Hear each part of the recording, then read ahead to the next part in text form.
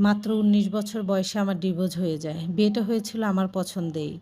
আমাদের সংসারও টিকেছিল ১.৫ বছর। আমার একটা সন্তানও আছে, তার বয়স ১ বছর। আমার স্বামীর চরিত্র স্বভাব মোটামুটি ভালো, কিন্তু তার একটু রাগটা বেশি। স্বামী-স্ত্রী সবার ভিতর ঝগড়াঝাটি হয়। তবে আমাদের ঝগড়াঝাটি হলে আমি সোজা ব্যাগপাটি গুছিয়ে বাবার বাড়ি চলে যেতাম। বাবার বাড়িতে যেয়ে যখন ভাইয়ের কাছে বলতাম, কান্না করতাম, আমার ভাই আমার হাসব্যান্ডকে অনেক বকাবাজি করত ফোনে। আর আমার ছোট বোন সে তো রীতিমতো আমার হাসব্যান্ডকে অপমান করত। আমি অনেক খুশি হতাম।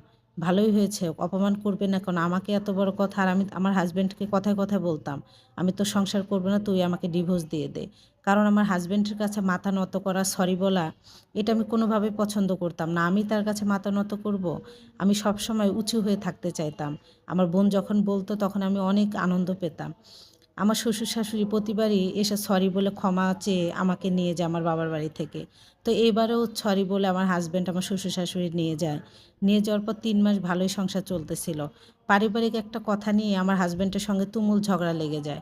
আমার মুখে যা আসে আমি তাই বলে আমার রাগটা কন্ট্রোল করতে পারিনি। আমার হাসব্যান্ডের থেকে আমার একটু রাগটা বেশিই ছিল। যা ইচ্ছা তাই বলে আমার হাসব্যান্ড ছেলেমানুষ, রাগ কন্ট্রোল না করতে পেরে সে আমার শরীলে হাত তোলে।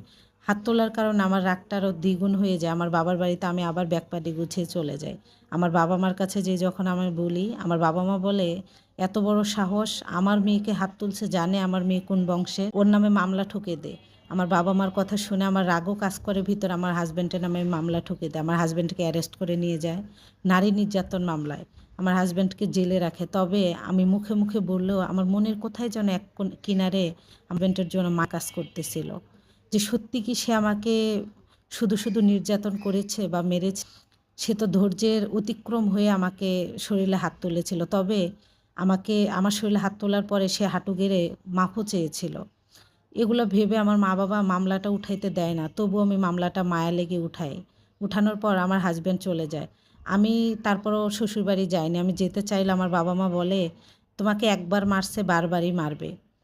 তুমি এভাবে যেতে পারবে না।" তাদের বাড়ির মুরুব্বিরা, তার মানে বাপ চাচারা এসে আমার বাবা-মার কাছে মাপ চেয়ে তারপর আমার বাবা-মা আমাকে দিবে। তাছাড়া দিবে না।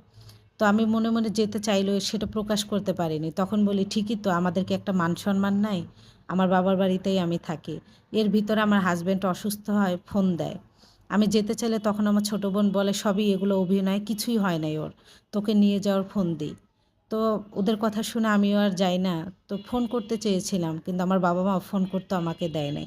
আর আমার বাবা-মা যখন এগুলো বলত তখন আমার রাগটা উঠে যেত যে সে আমার শরীরে হাত তুলেছে, সব ক্ষোভ যেন এক জায়গায় হয়ে আমারও রাগটা বেড়ে যেত। আমি আর তার সঙ্গে কন্ট্যাক্ট করা হয়নি। আমার বাবার বাড়িতে থাকার পরই সে আমাকে ডিভোর্স লেটার পাঠিয়ে দেয়। ডিভোর্স লেটার পাঠানোর পরে আবার আমি তার নামে মামলা করি, তাকে অ্যারেস্ট করে নিয়ে যায়।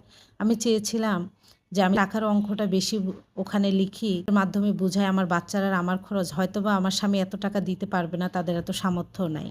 আমাকে নিয়ে সংসার করবে। কিন্তু আমি বুঝতে পারি নাই যে আকাশচুম্বী টাকার অঙ্ক বসালেও সে আমাকে ডিভোর্স দিয়ে দেবে। আমি যেটা চেয়েছিলাম, আমাদের যত টাকা পয়সার চাহিদা ছিল, আমার আর আমার ছেলের খরচ, সব কিছুই তারা মেনে নেয়। আমি জমাজমি চেয়েছিলাম, সম্পত্তি চেয়েছিলাম, সেটাও দিয়েছে। আমার বাচ্চাকে আমি চেয়েছিলাম, সেটাও দিয়েছে। দেওয়ার পর আমাদের ডিভোর্সটা হয়ে যায়। যেহেতু তারা আমার যেটা চাহিদা ছিল সেটা পূরণ করেছে। আমাকে ডিভোর্স দেওয়ার কিছুদিন পরে সে আরেকটা বিয়ে করে। সুখে শান্তিতে শুনেছি সংসার করতেছে। করবে না কেনই? সত্যি কি আমার হাসব্যান্ড এতটা খারাপ ছিল? না, আমি কখনোই তার কাছে মাথা নত করিনি, বা সে একদিনই শুধু আমার শরীরে হাত তুলেছিল। তবুও সে আবার হাঁটু গেড়ে ক্ষমাও চেয়েছিল। কিন্তু আমার জিদের পরিমাণটা এত পরিমাণে বেশি ছিল, আমি তার ওগুলো কিছুই দেখতাম না। আজ আমার বাবার বাড়িতে আমি ৩ বছর আছি। আমার বাবার বাড়ি এখন আমাকে দোজখের মতো লাগে আমার বাবার বাড়ি। আমার অন্য ভাই-বোনেরা কত সুন্দর বাচ্চা স্বামী নিয়ে সংসার করতেছে। তারা হাসব্যান্ড ওয়াইফ কত জায়গায় ঘুরতে যায়। কিন্তু আমি যেতে পারি না। ওই যে বাবা-মার কিছু আশকারা আর আমার রাগ, এজন্য আমার সুখের সংসারটা নষ্ট হয়ে গিয়েছে। আমার মতো ভুল কেউ করবে না। এটা একটা আপুর লাইফ হিস্টোরি। ধন্যবাদ সবাইকে।